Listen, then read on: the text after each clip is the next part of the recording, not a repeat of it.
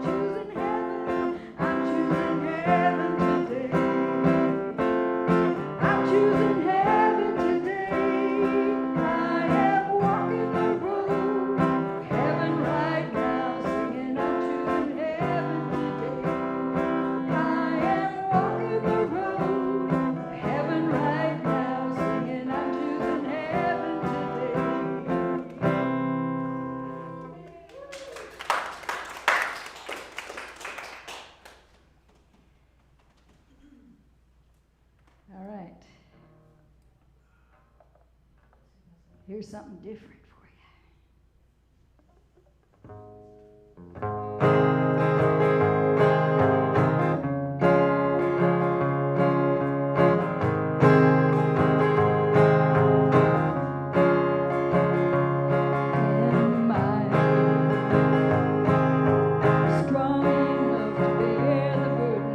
Sometimes come living this thing called life.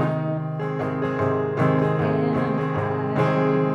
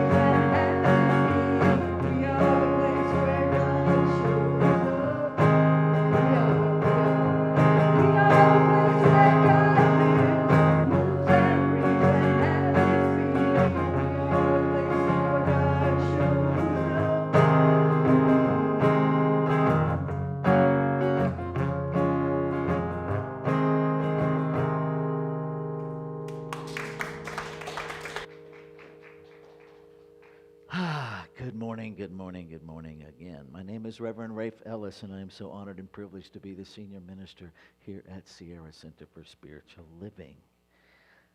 So it is my joy to share with those of you online who may be joining us for the first time. I know there's no one here for the first time in the room because I know all these faces. To remind us of who we are and to share with you who we are. We are a radically progressive, spiritually, a radically inclusive, spiritually progressive, supportive community that celebrates the very diversity of creation. We strive to live authentic spiritual lives through a practical application of the teachings of science of mind. We engage in sacred practices that uplift our spirit, deepen our awareness, and ignite our soul's self-expression. We demonstrate active compassion to ourselves, each other, and the world.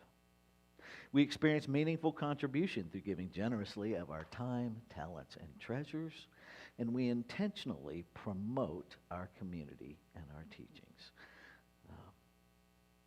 Little different than proselytizing, but we definitely want to make ourselves seen because people can't come to something they don't know exists.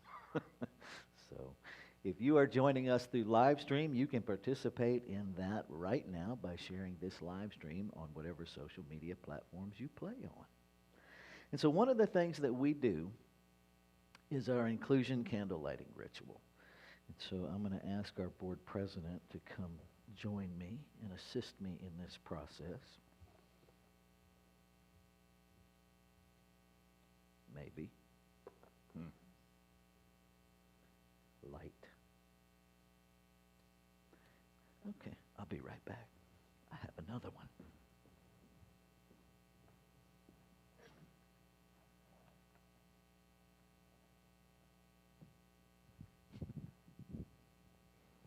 Options are good.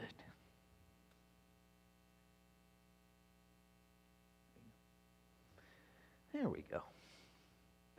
We light these candles to celebrate the unity of all people, all faiths, all beings, all life.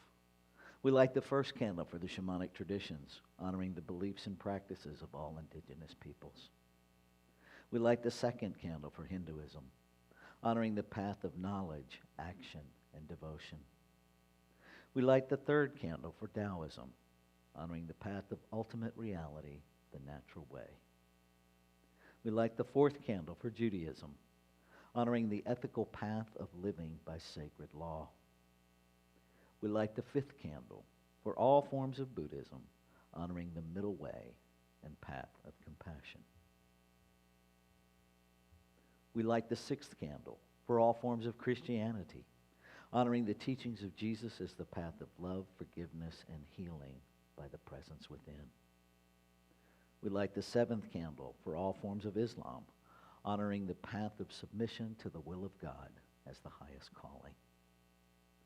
We light the eighth candle for the religion of Baha'i, honoring the path of unity and peace. We light the ninth candle for all forms of New Thought teachings, honoring the metaphysical path of mental healing through the practice of universal spiritual principles of love and law. We light the 10th candle for absolute inclusivity, affirming that all are welcome and celebrated here. And we light this final candle, honoring the infinity of oneness as all creation, seen and unseen.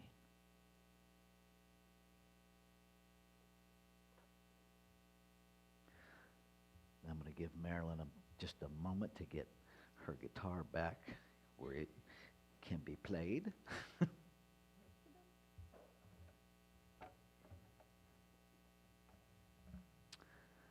We're going to join our next spiritual song, our community song, We're All One Spirit. Here we go.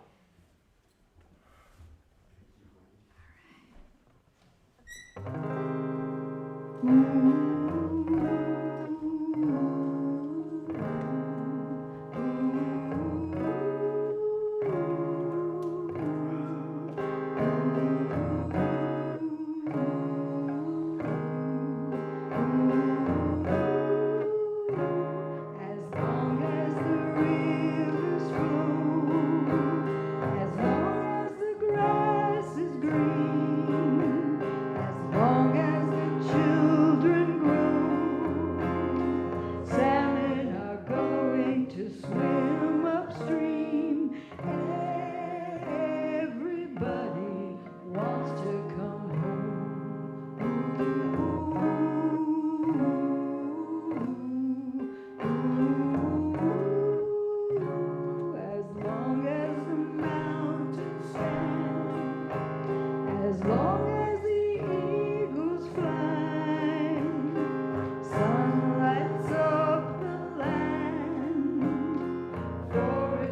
going to reach for the sky.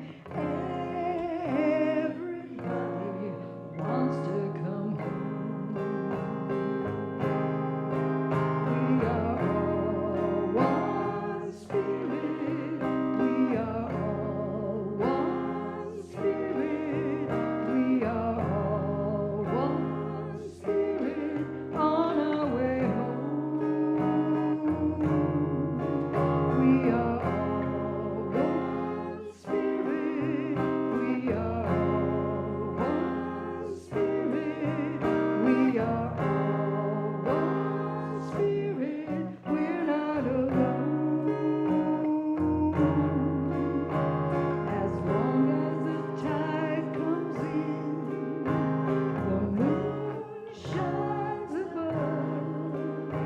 We go back to where we begin. The essence of living is living in love. Everybody wants to come home. We are all one spirit. We are all one spirit.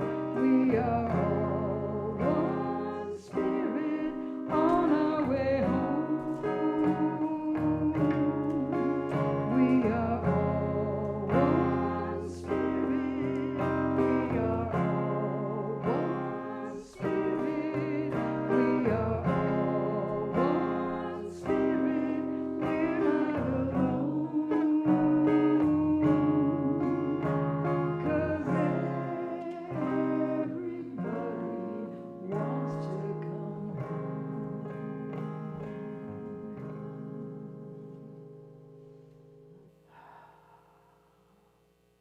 We have some announcements. And I'll see if I can navigate this behind the back of my head so that it makes sense for the folks in the room.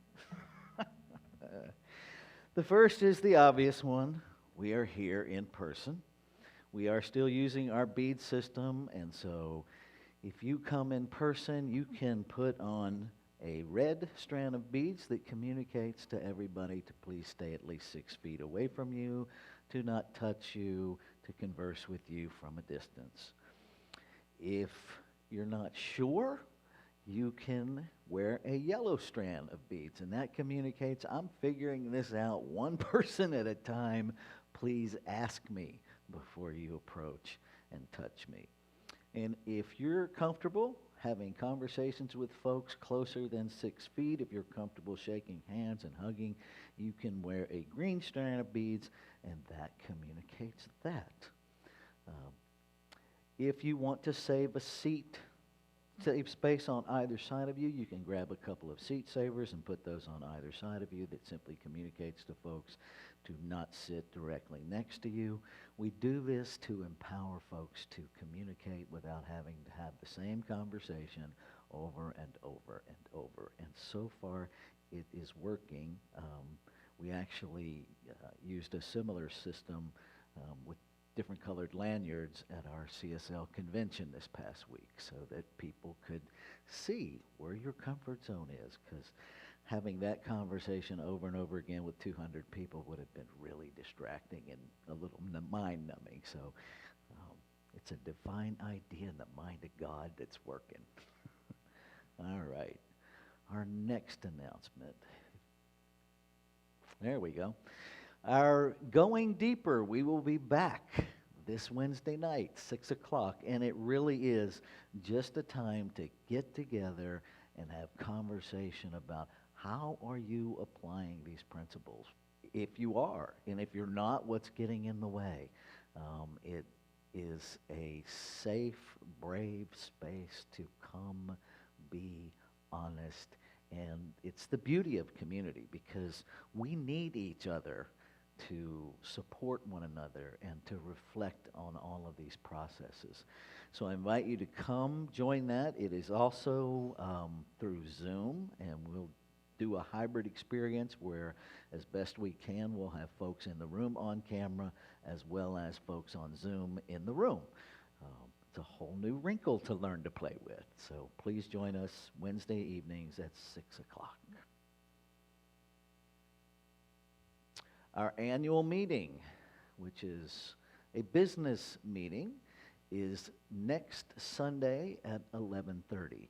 And I will do the same thing for that as I'm doing with Wednesday nights. You can be here in the room, or you can be on Zoom, and as best we can, we will get everybody in the room somehow on camera, and if not, definitely the people in the room that are speaking when they speak will be on camera, and we will use the monitor in the back of the room so that everybody in the room can see who's on Zoom. And we'll navigate it however we navigate it. We have 3 candidates for 4 board seats. Diana Carolyn is running for a second term. Valerie Costa is running for her first term. And Deborah Ellis is running for her second term. And we'll explain all the voting processes. Where'd my head go? There I am. We'll explain all the voting processes on Sunday during the meeting. Okay, I think that's it. It is. So this is our time of inward shift.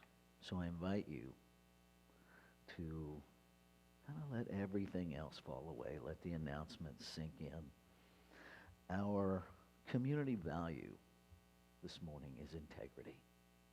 And I'm just going to say briefly, integrity in terms of a value, in terms of our community value, is really one of wholeness.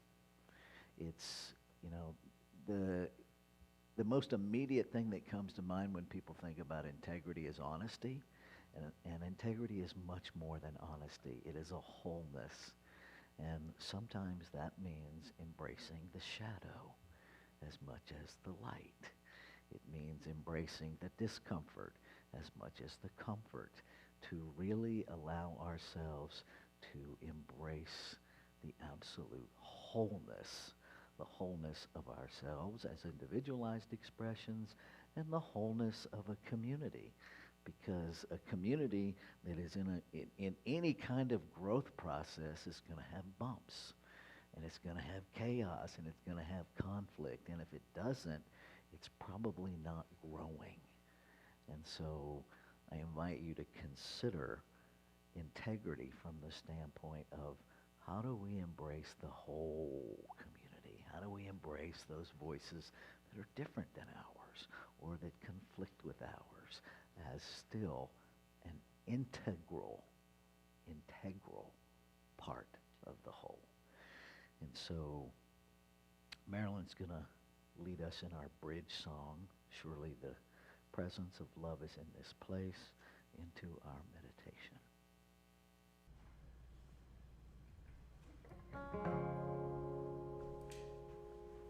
Surely the presence of love is in this place. I can feel its mighty power and its grace. I can hear the brush of angels' wings. I see glory on each face. Surely the presence of love is in this place. Surely the presence of love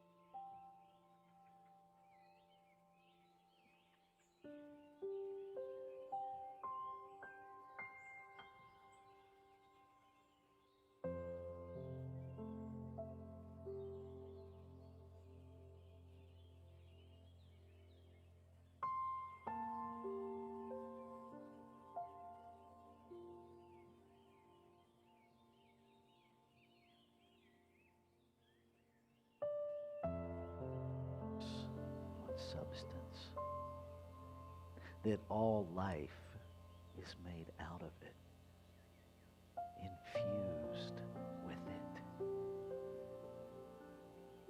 that this one is perfect love. It is life living itself abundantly, that its nature is peace, that it is the infinite intelligence that holds all of this, all of life together in perfect, harmonious operation with itself. It is that thing that loves so deeply, so undefendedly, so completely, that it gives its creation 100% free will, the power of choice to choose how it, each of us individualized as it, get to show up, get to choose and choose again to be. And as we be, we multiply the experience of divinity.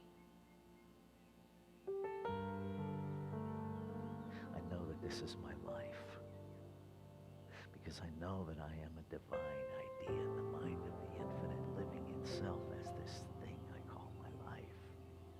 And I know that in the truth of oneness, what is true of me must be true of all life. And so we are each that in form. And so this is a time of the divine, experiencing the divine, listening to the divine, learning from the divine, questioning the divine. So grateful for every hand, every heart, every thought, every breath that has come together to make this service possible today. For everyone who ever paid into this building.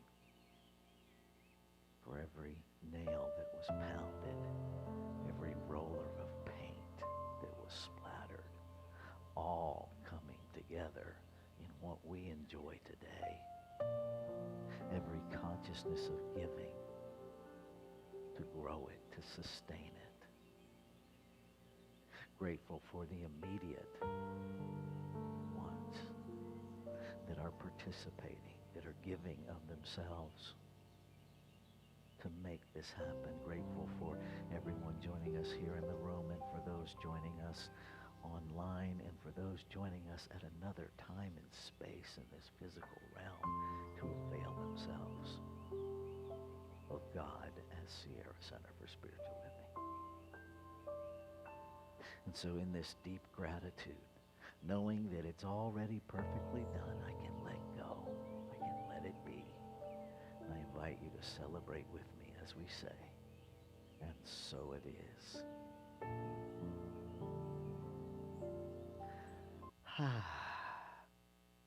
So this is our time of our weekly affirmation.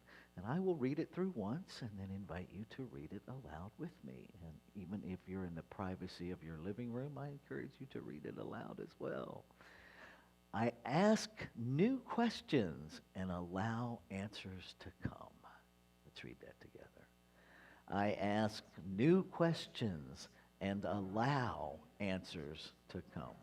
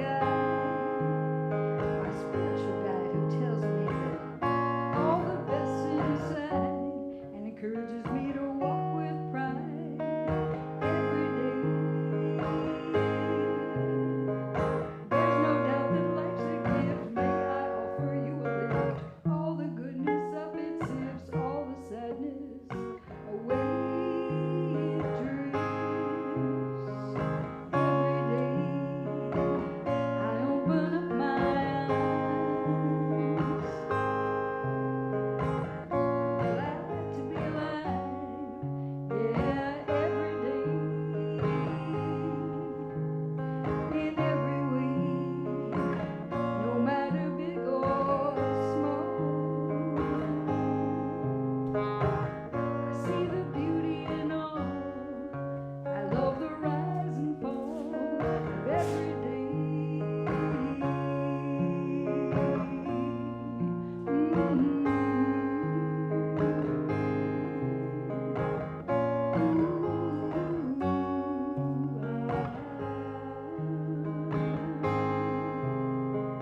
Yesterday I sat and blue, thought there's nothing I can do.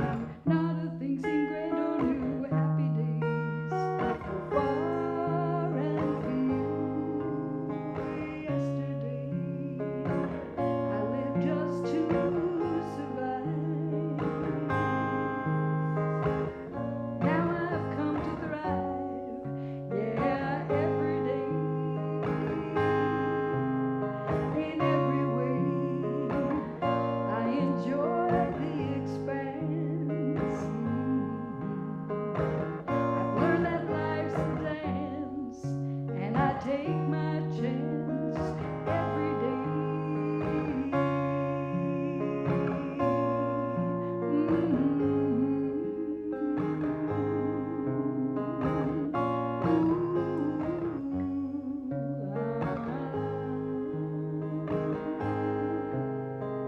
There's no doubt that life's a gift. May I offer you a lift? All the goodness up it sifts, all the sadness away, away, away it drifts on every day. I get a big surprise just by being alive, yeah, every day and in every way. I appreciate my guide, my spiritual guide who reminds me all the best inside and has me walk with pride every day.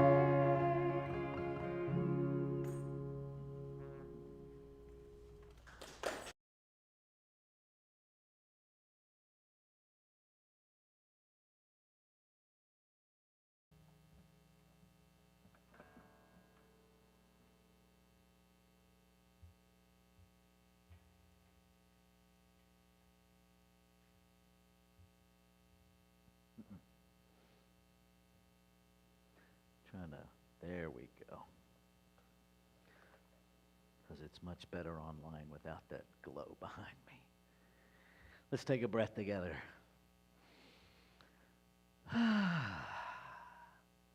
Question everything.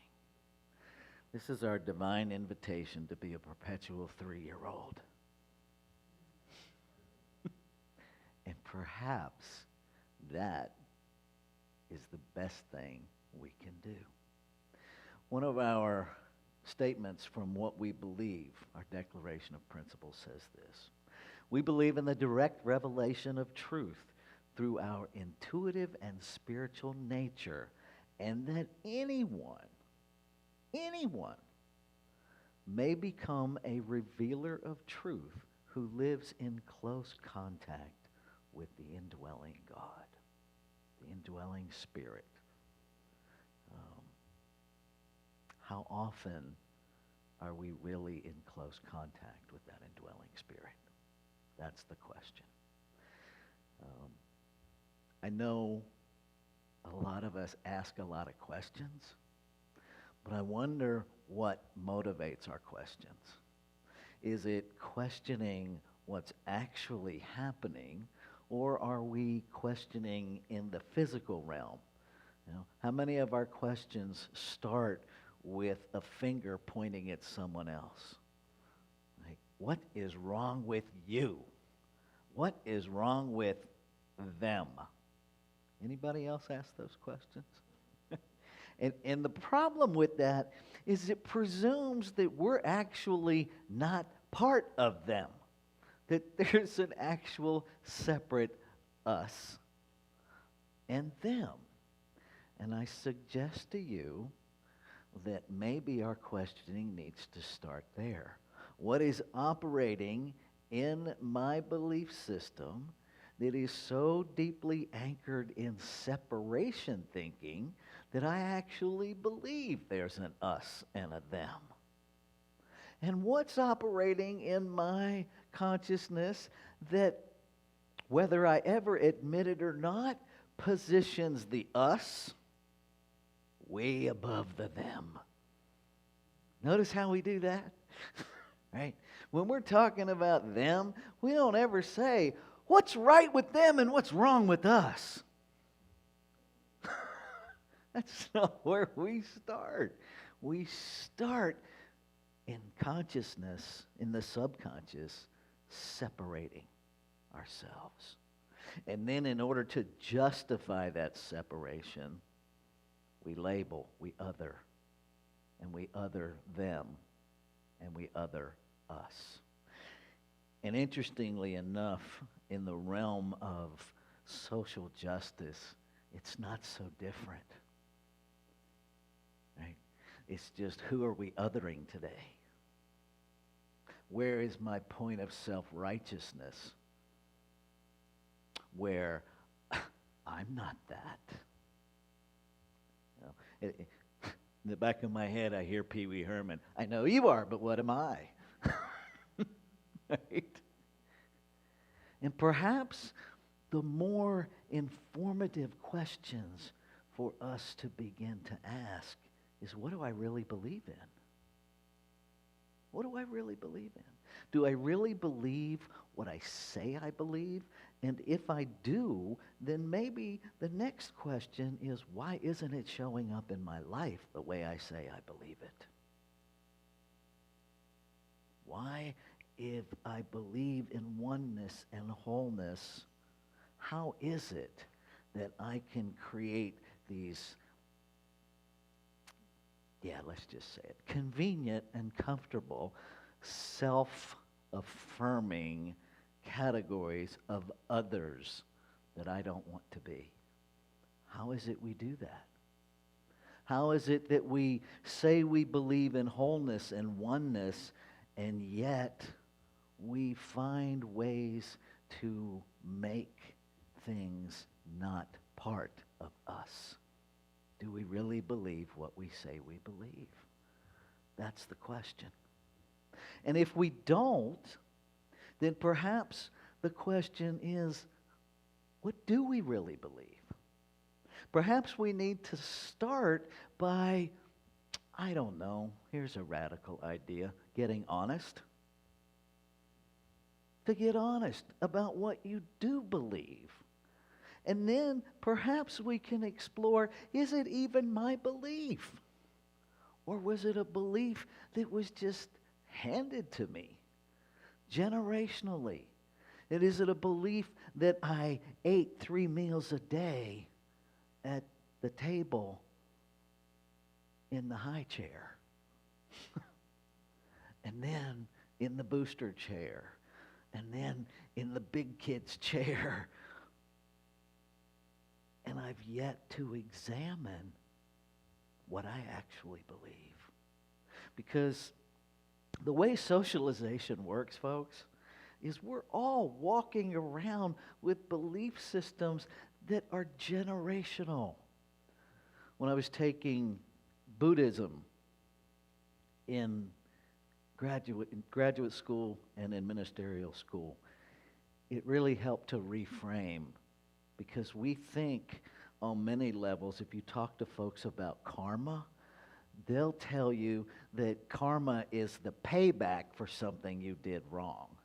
That's not karma. That's crap thinking. It's guilt, shame, garbage. That's not how the universe works. A loving God pays you back for making mistakes that it doesn't even know you made. Because creation is just expanding its experience of itself. It knows nothing about big, small, little, big, up, down, more, less. It doesn't do that. We created that so we could navigate this human realm. But the divine is just about expanding its experience of itself. So all of the judgments, well, they're ours. Where did they come from? They come from some ancient handed down idea of what's right and what's wrong. And if we're really inquisitive, and actually allow answers to come? Because that's the other part of this, right? Asking the question is one thing, but if you answer it before you ask it, you're not really allowing yourself to be informed. You're simply engaging in what is called confirmational bias. Right? I already have a belief, and I'm going to ask the question that will confirm it in the answer. And isn't it interesting that when we're playing in that realm of confirmational bias, we only ask people who agree with us? You notice that? And notice how most of those questions are phrased. Don't you agree that blah, blah, blah? Don't you think it's really da-da-da-da-da happening? We're not really asking a question. We're seeking confirmation of a bias, of a belief system that we already have. Ask a bigger question. Ask yourself, what do I really believe? What do I really believe? You know, the Pentecostal holiness is so deeply ingrained in every fiber of my experience that even though I know intellectually and spiritually that there's no heaven or hell, that a loving God manifesting itself as me can't actually send itself to burn in hell for eternity, it just doesn't work. But still, once or twice a year, I will wake up from a dead sleep, and the only thing I hear is this whisper from way down inside that says, what if they're right? What if they're right? What if I really am going to hell? And I laugh because I'm pretty sure I'll be in good company. Whoever gets there first, save me a seat. Right? Karma is the threads of humanity, the threads of creation that keep getting passed down, that are continuing to scream for healing. That's what karma is. It is the tendencies of our humanity that continue to be separate from creation. That's what karma is. It's just stuff that wants to be healed. Right? Why is it that, I believe Horatio Willis Dresser said it in 1901, that we now see that all true justice must be social? 120 years later, we're still trying to figure that out. Why? What's in the way of us actually establishing relationships that affirm every magnificent, diverse expression of creation? What's in the way? What's in the way of me celebrating those that believe politically different than I do? What's in the way? Is it them? Is that really, if I really get rid of everybody who believes differently than me, will I really experience justice or just us? Which one do we really want? Do we really want to celebrate the magnificence of creation, or do I just want it to look like me? And I submit to you that if we just want to replicate ourselves, we are anything but in close contact with the divine. Anything but. Because divinity is all about creating itself in multiplicity. No two creations alike. I mean, for crying out loud, you can't find 2 grains of sand on a beach that are identical. You can't find 2 snowflakes in a blizzard that are identical. And yet, we, I have to chuckle, supposedly being the intelligent species, keep trying to make everything the same. We have factories that crank out identical items. And then we say we want a diverse society. But then we have our little categories of how we would like you to show up diversely. That's not diversity. That's controlled expression. And it is a limitation that the divine ain't having. You can't limit creation. You can limit your participation. You can limit your perception of it. But we cannot limit how creation shows up. Creation as you is unlimited. The only thing limiting your experience of it is what you tell yourself. I spent this past week down in Southern California at our Centers for Spiritual Living annual convention, which one whole day of it is literally the business of the organization. And there's a lot of relationship building, but there are a lot of really brilliant presenters. And I found myself asking, why aren't there more center members participating? Why is it predominantly ministers? Why, and then practitioners, but very few member level people? And how many people even know they're part of a bigger organization? And even if they know, why aren't they participating? Is it because we at the ministerial level have failed to do a good job letting you know that you're needed and valued, that you literally are the reason the organization exists?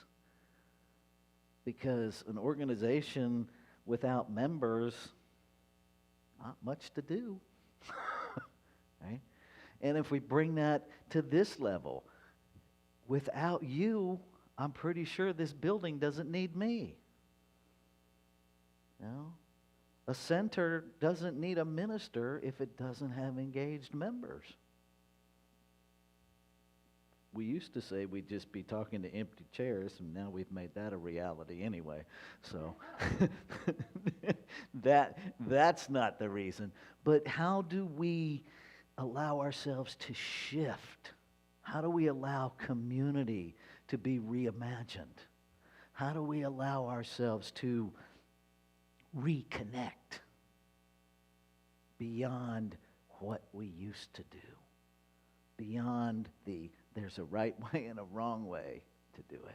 How do we get past I can't connect online and own that I don't want to connect online? To own that this is really uncomfortable and it challenges me. And so I tell myself I don't want to do it so I don't have to do it, and then I can complain about it. When will we get honest? And then when I start complaining about feeling disconnected, I look for a group of people to blame for my experience, because, you know, if they would just get their shit together, the rest of this would be fine. It's not true. It's not true. No group of people have the power or the authority to control the entire world through a virus. They don't have it. We each have an individualized experience. And perhaps when I get my act together, then my act is together. And that invites in the wholeness other cells in the body to get their act together. You know, if you have an infection in your big toe and you have a headache, you can put some antifungal cream, some antibacterial cream on your toe, and that'll treat the infection, but it's not going to take care of your headache. It's just not. Cells in the one body. And so this idea that if somebody else fixes themselves, it will somehow magically make you okay. this unicorn thinking. It's not going to happen. But if we want the whole body, if we want wholeness, if we want the whole entire body of creation to experience its wholeness, then that means every cell has to be uniquely itself.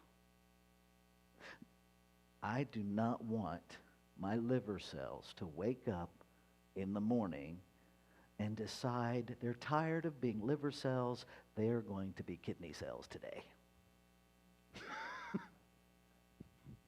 I don't think that would work very well. And how often do we spend our time trying to make other cells in the body of the infinite behave like us? As if the way we do it is the superior way. And what's really interesting is folks in the social justice system can be just as guilty of it, railing against supremacy without ever saying, I think my way is the supreme way. My version of supremacy is the right way. Your version of supremacy, not so much. Supremacy is supremacy. If we really believe that the divine God, Spirit, whatever we call it, is individualizing itself in the multiplicity of form, wouldn't we want to be curious? Wouldn't we want to be curious? Who are you? What have you come here to be? I came here to be this. Can I share it with you? No? Great. If you ever want to know, I want to tell you. But to live life with a curiosity that authentically, genuinely wants to know every magnificent, individualized, intentional, one-of-a-kind, never-to-be-repeated expression of divinity. Wow, that's what's available to us. If somebody believes something that you can't get your head around, ask them. Tell me why you believe that. Tell me more. Be curious. Because nothing they believe can threaten what you believe. And maybe in the conversation, we find out we're not so different. Maybe underneath it all, that belief that doesn't work for you has the same motivation of wanting to be seen, wanting to be known, wanting to be safe, wanting to have all of their needs met, wanting to express something inside of them that is magnificent to them. Perhaps we have far more in common than different. And if we will just allow ourselves to be in the inquiry, perhaps we can get there. And so a couple of questions to play with this week. What types of questions do I typically ask on any given day? What types of questions am I asking? What makes a good question? That'll bring up some interesting things. Here's my favorite. It is said that there's no such thing as a stupid question. Do I believe that?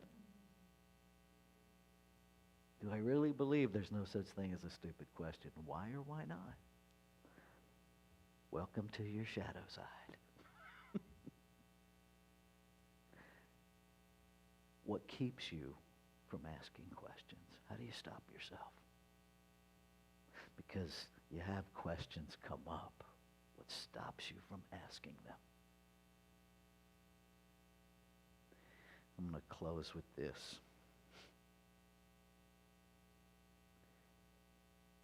in the text, the owner's manual for Narcotics Anonymous. I refer to it as the Drug Addict's Owner's Manual. As it teaches us how to operate ourselves. That one of my favorite lines in there is everything we know is subject to revision, especially what we know about the truth. So I invite you, be curious. Allow yourself to be curious about what you think you know about the truth. And defer to a week of honesty, whether you think it's true or not. Play in the realm of honesty, because honesty is different than truth. Allow yourself to meet yourself right where you are, with an open heart, with an open mind, with the curiosity of a 3-year-old. Question everything. And then listen to something deep inside you.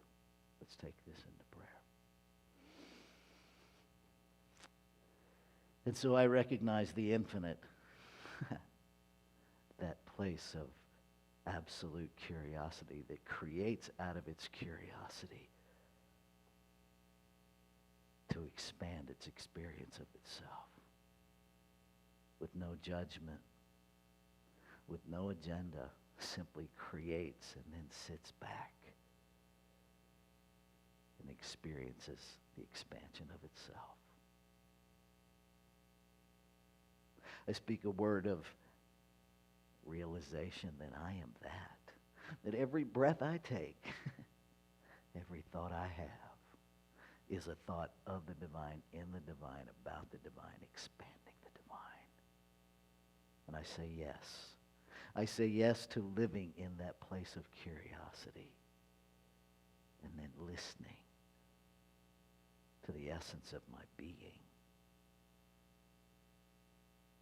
that informs my questions and that informs my answers. It guides, sustains, and nourishes me through my curiosity. And what my word is speaking, I speak for all, because there's only one thing happening here. The divine unfolding itself in magnificent diversity. So I celebrate. I celebrate the opening of hearts. I celebrate the opening of minds. I celebrate that yes, that divine yes, to be in more close contact with the essence, knowing that it informs our beingness. So I celebrate as I let go and let it be. I invite you to join me to claim it as your own as we say together. And so it is. Let's take a breath together. So this is our time of giving. And so one question that I want to toss out to you before we do our giving affirmation is to ask yourself, why do I give? And why don't I give if I don't? And be in integrity to listen to your answers. Let's say our giving intention together. I give this gift. Whoop. Thank you. The little voice in the back of the room is like, yo, Rev. There we go. All right. See, I think because I can see it in front of me, you can see it behind me. Not so much. All right, here we go. I give this gift with love and joy from a consciousness of abundance. Divine love blesses and prospers all that I have, all that I give, and all that I receive. And so it is. God is my source. God is my power. God gives me everything I need. So I give thanks for all my blessings. God gives me everything I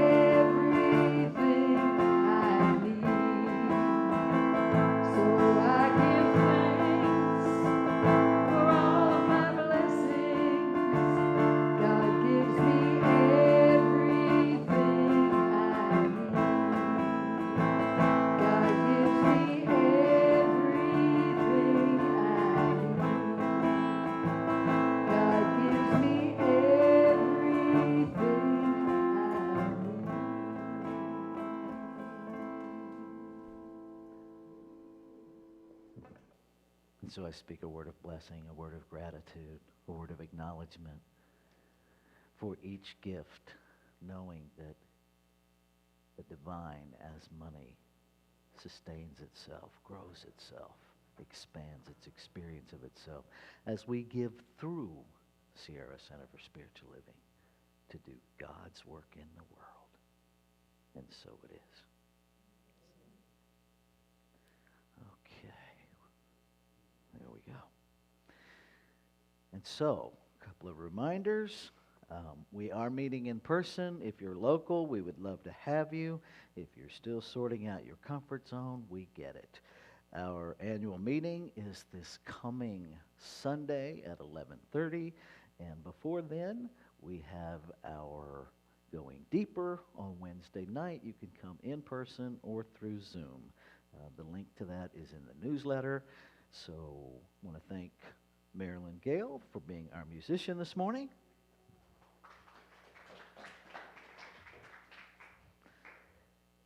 I want to thank Juanita for being the wizard behind the curtain. Thank you, Jill, for our flowers. Jill Wiggins. Thank you.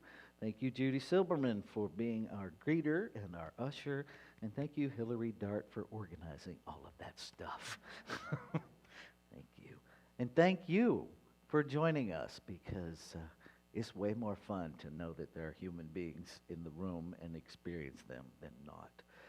So I invite you to stand and let's do our benediction. Something wonderful is happening as me right now. Something wonderful is happening as me right now. It is this thing called questions. It is this thing called question. It is this thing called curiosity. It is this thing called curiosity. It is this thing called life. It is this thing called life. I know it. I know it. I feel it. I sense it because I am it. Because I am it. And so it is. Sing us out, Miss Marilyn.